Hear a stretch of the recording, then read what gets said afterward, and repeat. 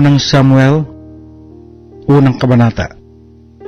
May isang lalaki na taga-Ramathayim Sophim sa lupaing maburol ng Ephraim, at ang pangalan niya Elkanah na anak ni Jeroham, na anak ni Eliu, na anak ni Tohu, na anak ni Sup na Ephraimita. At siya ay may dalawang asawa, ang pangalan ng isa ay Ana, at ang pangalan ng isa ay Penina. At si Penina ay may mga anak, ngunit si Ana ay walang anak. At ang lalaking ito ay umaahon sa taon-taon mula sa kanyang bayan upang sumamba at maghain sa Panginoon ng mga hukbo sa Silo. At ang dalawang anak ni Eli na si Ofni at si Phinehas, ng mga saserdote sa Panginoon, ay nangandoon.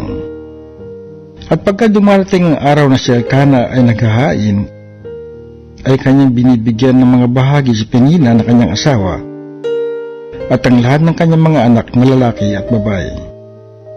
Ngunit si Ana ay binibigyan niya ng ibayong bahagi sapagkat pinamahal niya si Ana, bagaman sinarahan ng Panginoon ang kanyang bahay bata. At ninumungkahi siyang mainam ng kanyang kaagaw upang yamutin siya, sapagkat sinarahan ng Panginoon ang kanyang bahay bata. At gayon ang ginagawa niya sa taon-taon na pagka inaahon niya ang bahay ng Panginoon ay minumungkahi niyang gayon ang isa. Kaya siya umiiyak at hindi kumakain. At sinabi ni Elkanah na kanyang asawa sa kanya, Ana, bakit ka umiiyak? At bakit hindi ka kumakain? At bakit nagdadalamhati ang iyong puso? Hindi ba ako mabuti sa iyo kaysa sa 10 anak? Sa gayoy bumangon si Ana pagkatapos na makakain sila sa Silo at pagkatapos na sila makainom.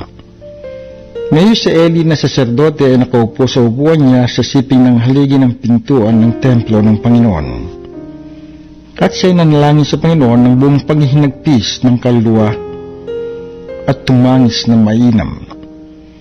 At siya ay nanata ng isang panata at nagsabi, O Panginoon ng mga hukbo, kung tunay na iyong lilingunin ang pagkapighati ng iyong lingkod, at aalalahanin mo at hindi mo kalilimutan ng iyong lingkod, kundi iyong pagkakalooban ng iyong lingkod ng anak na lalaki, ay akin ngang ibibigay sa Panginoon sa lahat ng karawan ng kanyang buhay, at walang pang-ahit na daraan sa kanyang ulo. At nangyari habang siya nananatili ng pananalangin sa harap ng Panginoon, ay pinagmasdan ni Eli ang kanyang bibig. Siya nang nagsalita sa kanyang puso, ang kanyang lamang mga labi ang gumagalaw, ngunit ang kanyang tinig ay hindi naririnig, kaya't inakala ni Eli na siya lasing. At sinabi ni Eli sa kanya, Hanggang kailan magiging lasing ka?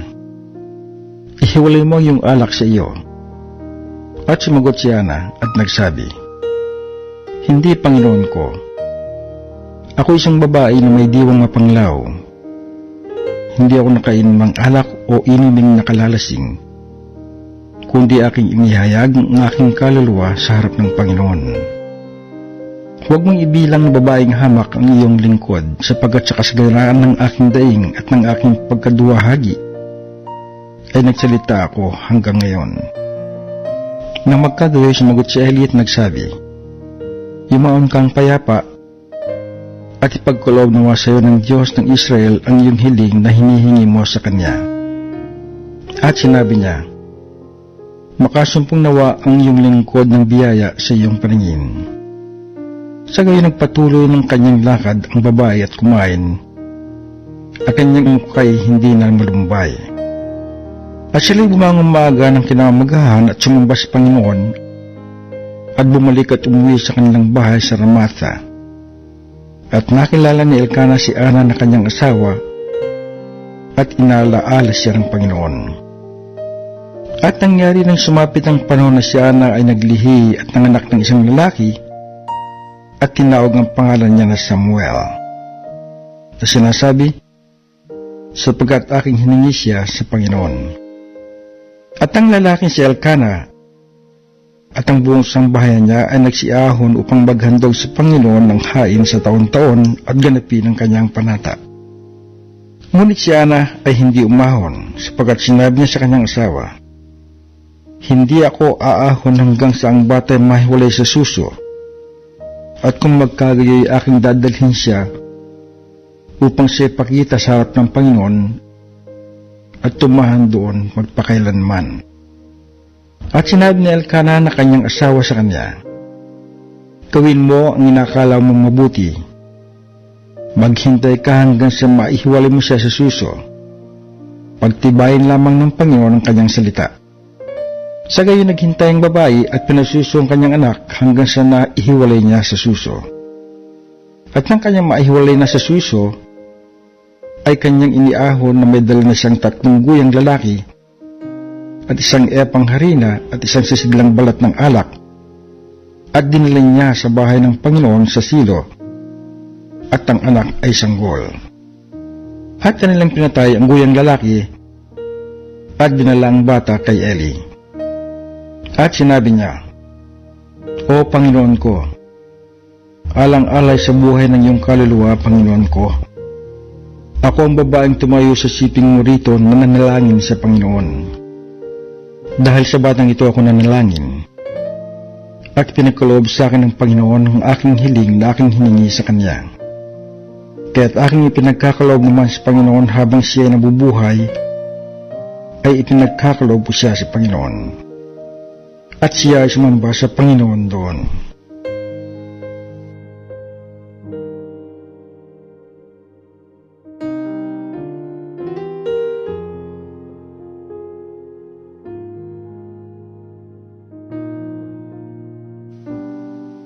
Unang Samuel, 2 kabanata.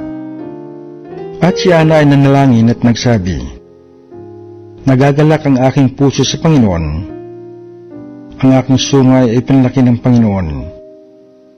Binigyan ako ng bibig sa aking mga kaaway, sapagkat ako'y nagagalak sa iyong pagliligtas. Walang banal na gaya ng Panginoon, sapagkat walang iba liban sa iyo. Ni may bato mang gaya ng aming Diyos. Huwag na kayo magsalita ng totoong kapalaluan. Huwag magbuka ang kahambugan sa inyong bibig, sapagkat ang Panginoon ay Diyos ng kaalaman, at sa pamamagitan niya ay sinusukat ang mga kilos. Ang mga busog ng mga makapangyarihang tao ay nasisira, at yung mga tisod ay nabibigisan ng kalakasan. Yung mga busog ay nagpaupa dahil sa tinapay, at yung mga gutom ay hindi na gutom. Oo, ang baog ay nanganak ng 7, at yung may maraming anak ay nanghihina. Ang Panginoon ay pumapatay at bumubuhay. Siya ang nagbababa sa Sheol at nagsasampa. Ang Panginoon ay nagpapadukha at nagpapayaman. Siya nagpapababa at siya rin naman ang nagpapataas. Kanyang ibinabangon ng dukha mula sa larbok. Kanyang tinataas ang pagkailangan mula sa dumihan, upang sila ay palukluking kasama ng mga prinsipe at magmanan ng luklukan ng kaluwalhatian. Sapagkat ang mga haligi ng lupa ay sa Panginoon, at kanyang ipinatong ang sanglibutan sa kanila. Kaniyang iingatan ng mga paa ng kanyang mga banal, ngunit ang masama ay patatahimikin sa mga kadiliman, sapagkat sa pamamagitan ng kalakasan ay walang lalaking mananaig. Yaong makipagkalit sa Panginoon ay malalansag. Laban sa kanila ay kukulog siya mula sa langit. Ang Panginoon ang huhukom sa mga wakas ng lupa, at bibigyan niya ng kalakasan ng kanyang hari, at palalakihin ang sungay ng kanyang pinahiran ng langis. At si Elkanah umuwi sa Ramata sa kanyang bahay, at ang bata ay nangangasiwa sa Panginoon sa harap ni Eli na saserdote. Ngayon ang mga anak ni Eli ay mga hamak na lalaki. Hindi nila nakikilala ang Panginoon. At ang kaugalian ng mga saserdote sa bayan ay na pagka ang siya may naghahandog ng hain, lumalapit ang bataan ng saserdote, samantalang ang laman ay niluluto, na may hawak sa kamay ng pang-ipit na may 3 ngipin. at kanyang dinuduro sa kawali o sa kaldera o sa kaldero o sa palyok, at lahat ng nadadala ng pang-ipit ay kinukuha ng saserdote para sa kanya. Gayon ang ginagawa nila sa Silo sa lahat ng mga Israelita na naparoroon. Oo, bago nila sinugin ng taba, ay lumalapit ang bata ng saserdote at sinasabi sa lalaki na naghahain, "Magbigay ka ng lamang maiihaw para sa saserdote, pagkat hindi siya tatanggap sa iyo ng lamang luto, kundi hilaw." At kung sasabihin ng lalaki sa kanya, "Walang pagsalang kanila munang susunugin ng taba, at saka mo kunin kung gaano ang nasain ng iyong kaluluwa," kanyang sinasabi, "Hindi, kundi ibibigay mo sa akin ngayon, at kung hindi ay aking kukunin sa pilitan." At ang kasalanan ng mga binatang yun ay totoong malaki sa harap ng Panginoon, sapagkat niwawalan ng kabuluhan ng mga tao ang handog sa Panginoon. Ngunit si Samuel ay nangangasiwa sa harap ng Panginoon, sa bagay ay bata pa, na may bigkis na isang kayong linong epod. Bukod sa rito'y iginagawa siya ng kanyang ina ng isang munting balabal at dinadala sa kanya taon-taon pagka siya'y umaahon na kasama ng kanyang asawa upang maghandog ng hain sa taon-taon. At pinasbasan ni Eli si Elkana at ang kanyang asawa at sinabi, "Bigyan ka nawa ng Panginoon ng binhi sa babaeng ito sa lugar ng hingi na kanyang hiningi sa Panginoon." At sila'y umuwi sa kanilang sariling bahay. At dinalo ng Panginoon si Ana at siya naglihi, at nagkaanak ng 3 lalaki at 2 babae. At ang batang si Samuel ay lumalaki sa harap ng Panginoon.